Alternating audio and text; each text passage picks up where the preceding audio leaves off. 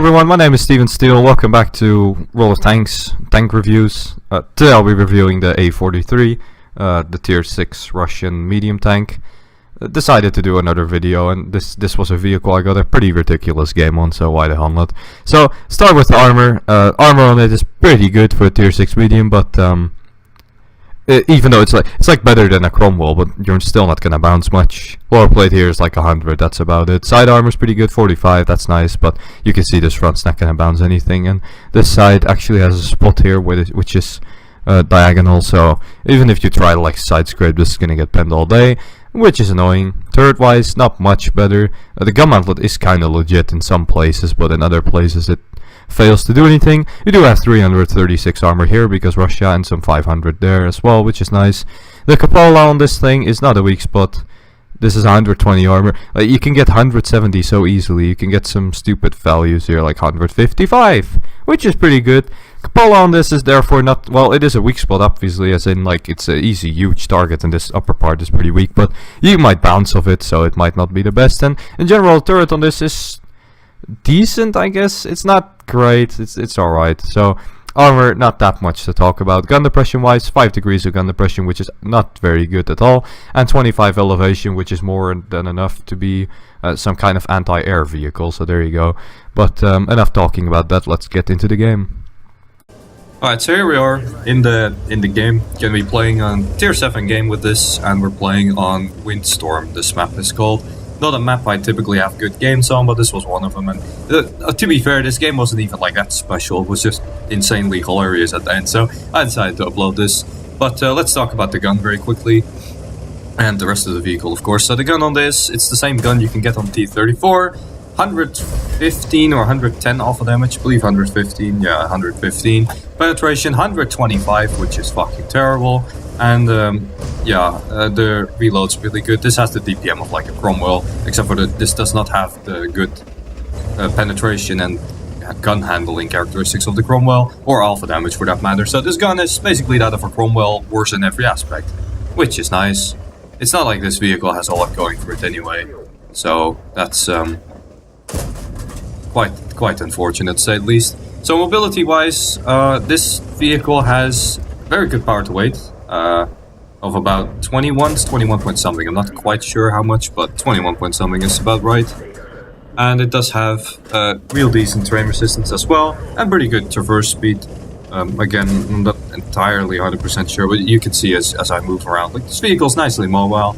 And that brings me to the playstyle of this, which is kind of weird because, I mean, it has like a very bad gun, considering everything together. It's a pretty bad gun, all things considered, I should say.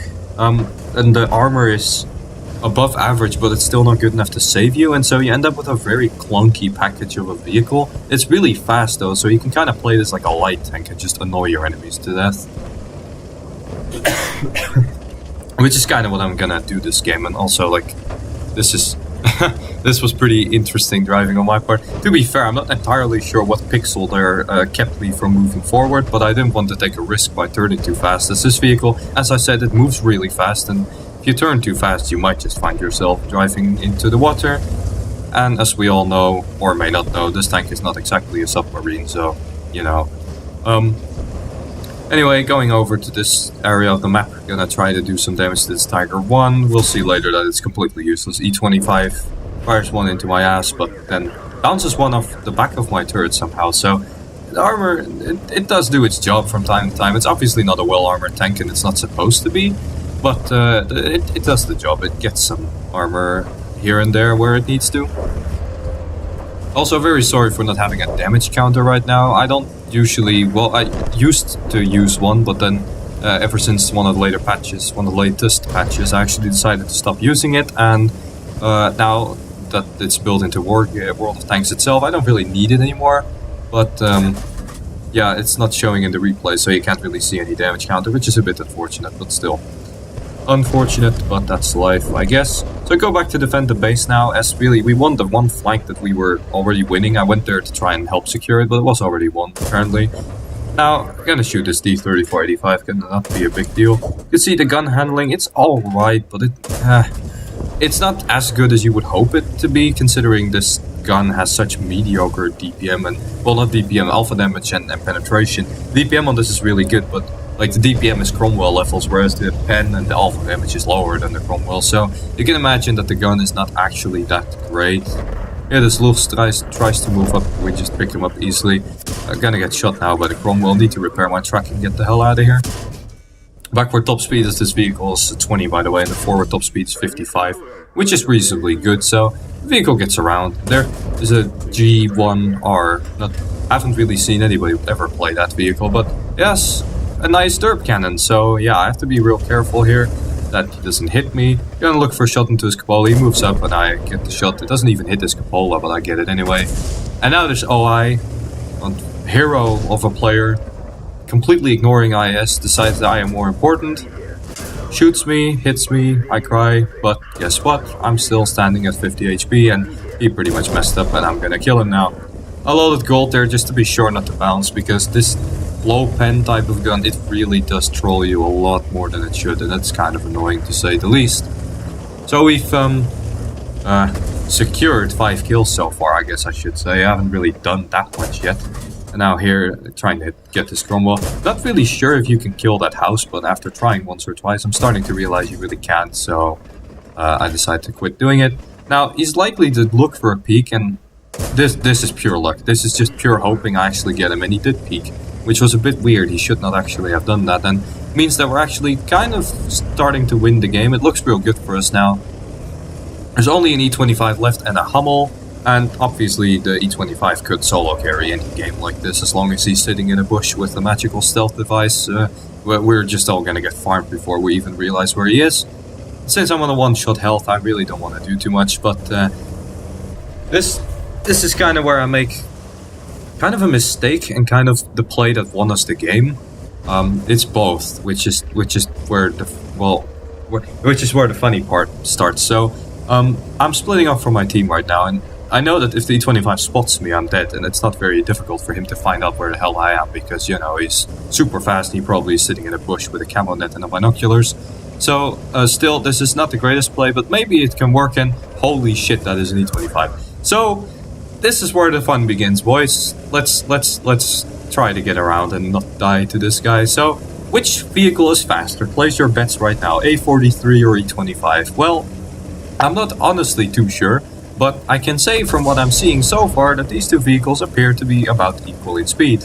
This guy realizes that and he decides to turn around. I bounce because, you know, 10 armor, very balanced and stuff.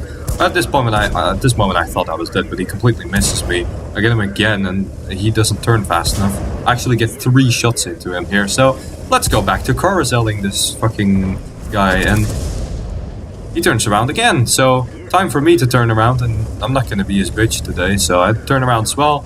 And he turns around again, so I guess I'll turn around again, and now we're just kind of in the most shitty standoff ever, with both arties probably zooming in on us by now. So he decides to move again, I decide to move, turns around again. So yeah, I'll copy this guy's movement all day, I don't really care. This vehicle has the mobility. Literally the one thing this vehicle is good at is mobility, so I get to use it for once, and there you go, he gets fucked by my artillery, which is nice. Now, realizing standing still is not a good idea, and there you go, I dodged the Hummel shot, yay! And I trolled somebody to death with mobility. That's quite nice. That's pretty good. Alright, so here we go, here are the end plates. That game was pretty damn interesting. So, yeah, Ace Tanker, Mastery Badge, not very surprising. Top Gun, yeah, I secured 6 kills, so yeah, Top Gun, very well played. We did ourselves a very nice 1372 damage, which is nothing special, until you realize this gun is shit, and then you realize it's actually kinda good. And 1200 experience is, base experience I should add, is also nothing too shabby. So, this vehicle, it's... If you play it like a medium, it's actually kinda good, but like a light tank I mean, but other than that it's very mediocre, it doesn't really win against the Cromwell, but still, it's kinda fun to play, it's not that terrible, and yeah. Anyway, that's it for the review, hope you guys enjoyed, and I'll see you on the next one.